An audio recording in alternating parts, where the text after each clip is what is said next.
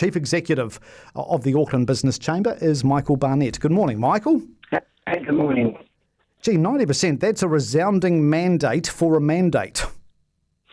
Look, it absolutely was, and it doesn't surprise us. I think we've had government make it clear that 90% vaccination is the target for New Zealand. They've done that in the name of safety for New Zealanders, and employers are in exactly the same environment. For them, it's safety first for their workplaces and safety for their consumers. Do you think Auckland could be a test trial for such a mandate, Michael? I don't think we should be looking at Auckland. It should be wider than that. I think that other than those essential workers at the border, business could try and make it mandatory, but we would face legal challenge and years of testing and costs. What we need is for the government to remove all ambiguity, or for the health order that needs to be extended to give direction for employers. To me, that's the best way to go. Not just Auckland, for the whole of New Zealand.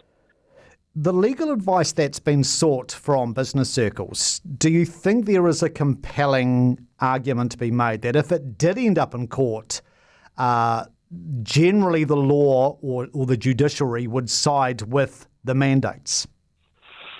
I would think they would probably do it more in the name of health and focus on bills of rights and other mechanisms. And this is why I'm saying this, for me, is about safety, and it's safety for workplaces, safety for the consumers, and the government needs to remove the ambiguity and give clarity for employers and do it now. We can't wait for months. Do you detect any willingness on their part, Michael, to do so?